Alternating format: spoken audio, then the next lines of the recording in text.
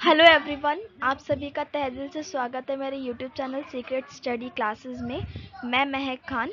हम जो आज चैप्टर पढ़ने जा रहे हैं वो है कौटिल्य। इससे रिलेटेड टॉपिक मैंने पहले भी बनाया था जिसमें हमने कौटिल्य का इंट्रोडक्शन प्लस उसके कुछ महत्वपूर्ण पहलू को पढ़ा था। आज जो हम पढ़ेंगे वो कौटिल्य का सेकेंड पार्ट होगा। जैसे कि आप सभी लोग जानते हैं बीए प्रोग्राम थर्ड सेमेस्टर का चैप्टर है।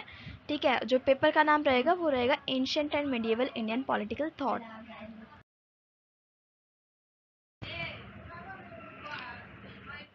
तो यहाँ से हम अपना टॉपिक शुरू करते हैं। कौटिल्य के साप्तांग सिद्धांत, ये बहुत ज़्यादा इंपॉर्टेंट टॉपिक है, इसी से रिलेटेड ज़्यादातर क्वेश्चन पूछा जाता है एग्जाम में।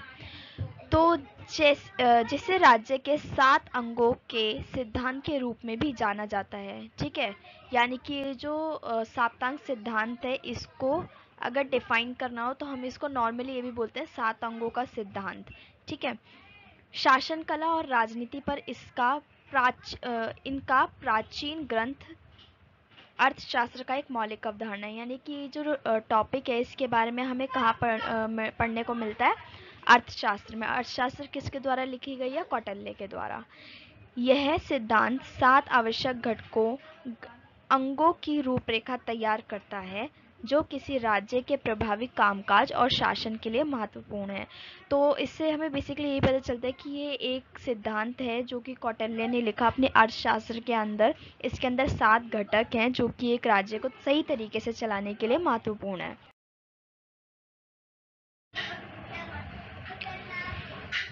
अब यहाँ पे हमने ये तो देख लिया कि साप्तांग सिद्धांत क्या होते हैं। अब एक्चुअल में हम पढ़ लेते हैं कि ये जो 7 घटक बताए गए साप्तांग सिद्धांत में ये है क्या। ठीक है, तो फर्स्ट आता है इसमें स्वामी। तो स्वामी का इसमें क्या अभिप्राय है? तो इसका मतलब है स्वामी या राजा राज्य का केंद्रीय और सबसे महत्वपूर्ण घटक होता है। ये राजा के पास पूर्ण शक्ति और अधिकार होते हैं और वह निर्णय लेने, कानून लागू करने, राज्य और नागरिकों की समग्र भलाई सुनिश्चित करने के लिए जिम्मेवार होता है। यानी कि जो 7 घटक है उसमें सबसे ज़्यादा इंपॉर्टेंट घटक होता है राजा, जिसको हम स्वामी भी बोलते हैं। ठीक है, और इसके पास संपूर्ण राज्य के अधिकार होते हैं जिसमें निर्णय लेना, कानून लागू करना, भलाई, पूरे नागरिकों की भलाई सुनिश्चित करना, ये सब इंक्लूडेड होते हैं।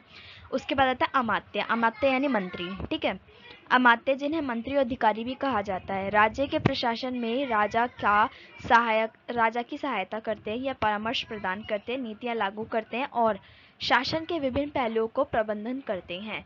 ठीक है, तो अमात्य कौन होता है? मंत्री। मंत्री आप सभी को पता होगा, राजा का एक मंत्री होता है जो सारे चीज़ों को हैंडल करता है, वो जो भी नीतियां बनाता है उसको लागू करता है।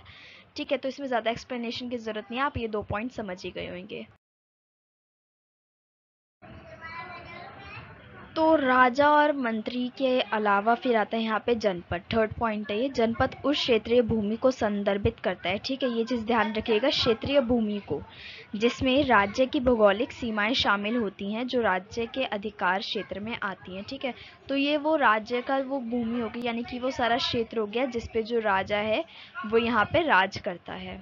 ठीक है, तो उसका भी सही तरीके से वो भी अच्छा होना कि बड़ा राज्य हो, राज्य विस्तार हो, वो होना भी बहुत ज़्यादा ज़रूरी है। फिर आता है दुर्ग। दुर्ग यानी किले होते हैं। ठीक है, तो दुर्ग राज्य के किलेबंदी और सैन्य तंत्र को प्रतिनिधित्व करता है। यह अंगरक्षा, सुरक्षा और बाहरी खतरे से राज्य को सुरक्षा पे केंद्रित करता है। ठीक है, तो इसका क्या मतलब है? दुर्ग उस टाइम पे अलग अलग तरीके के होते थे, मेनली इनको किले से जोड़ा जाता था।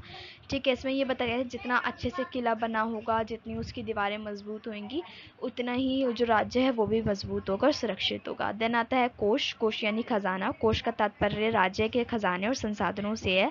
इसमें वित्त का प्रबंधन, स्वराज्य संग्रह, स्व राजस्व संग्रह। ठीक है, राजस्व संग्रह यानी जो कर वसूला जाता है उसका संग्रह, और विभिन्न राज्य गतिविधियों के लिए संसाधनों का आवंटन शामिल होता है। ठीक है, कोष होता है खजाना। एक राज्य है, ठीक है, वो राज्य को सही तरीके से कब चला पाएगा, उसको भी पैसों की जरूरत होगी, और पैसा कहाँ से आता है? कर से। ठीक है, और वो कर जो होता है वो इकट्ठा होता है, उसको कोष में यानी कि खजाने के रूप में जमा किया जाता है। तो ये हमने यहाँ से 5 अभी तक के पॉइंट्स पढ़े। उसके बाद आता है दंड। ठीक है, दंड का मतलब यही नहीं है कि उसको सजा देना, इसमें बेसिकली सारा कानून से रिलेटेड जो भी नीतियाँ होती हैं वो आ जाती हैं। तो देख लेते हैं दंड को। दंड राज्य के भीतर कानूनी व्यवस्था और न्याय प्रशासन को शामिल करता है।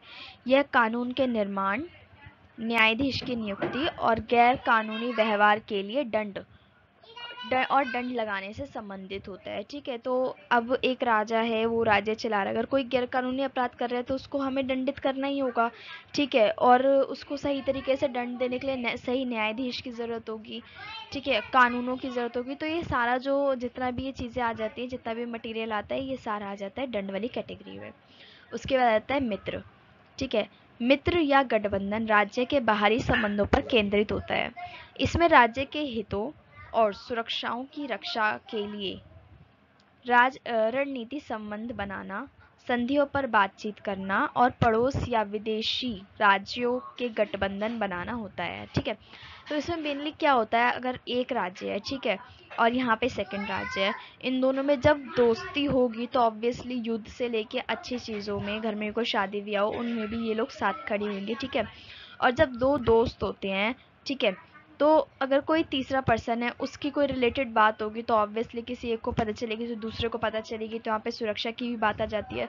और जो राजा महाराजा होते थे ना, उनमें दोस्ती यूं ही नहीं हो जाती थी कि हाँ मिले और दोस्ती होगी, उनमें संबंध बनाए जाते थे। ठीक है, संधियाँ बनाई जाती थी, तो उससे ये लोग पता चलता था कि हाँ ये दोस्त हैं, अब ये आपस में लड़ाई झगड़ा नहीं करेंगे, युद्ध नहीं करेंगे, अच्छे से रहेंगे। तो यही सब आगे हमारे 7 घटकों में।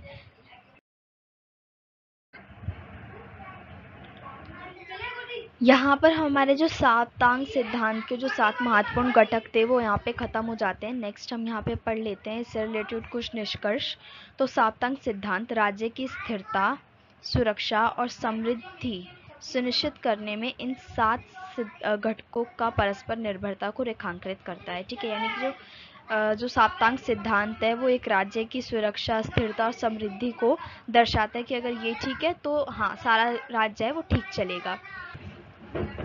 कौटिल्य का मानना था कि प्रभावी शासन के लिए इन सभी अंगों का सामंजस्यपूर्ण कार्य करना आवश्यक होता है, और एक क्षेत्र में कोई भी कमजोरी या अपेक्षा राज्य की समग्र भलाई को खतरे में डाल सकती है। तो कौटिल्य का मानना है कि जो साप्तांग सिद्धांत है बहुत ज़्यादा महत्वपूर्ण है। अगर किसी एक भी पहलू पे कमजोरी दिखाई देती है तो वो पूरे के पूरे राज्य पर खतरा बन सकती है। ठीक है, इन सिद्धांत का प्राचीन भारत में शासन कला और शासन की समझ पर महत्वपूर्ण प्रभाव पड़ा, और राजनीतिक विज्ञान और इतिहास के विद्वान द्वारा इसका अध्ययन और विश्लेषण जारी है। ठीक है, यानी कि ये इतना ज़्यादा इम्पोर्टेंट टॉपिक बन गया है आज के टाइम के लिए भी और प्राचीन टाइम के लिए भी, कि आज तक विद्वान इसका अध्ययन और विश्लेषण करते आ रहे हैं। तो यहाँ पे हमारे सेकेंड पार्ट भी कौटिल्य से रिलेटेड कंप्लीट हो जाता है। तो हमारे जो कौटिल्य टॉपिक था भी, ये प्रोग्राम 3rd सेमेस्टर का, ये भी हमने यहाँ पे ख़त्म कर लिया है। तो thanks for watching my video. अगर आपको मेरी वीडियो पसंद आई हो तो लाइक कीजिए, शेयर कीजिए, कमेंट कीजिए एंड सब्सक्राइब कीजिए। अल्लाह हाफिज़।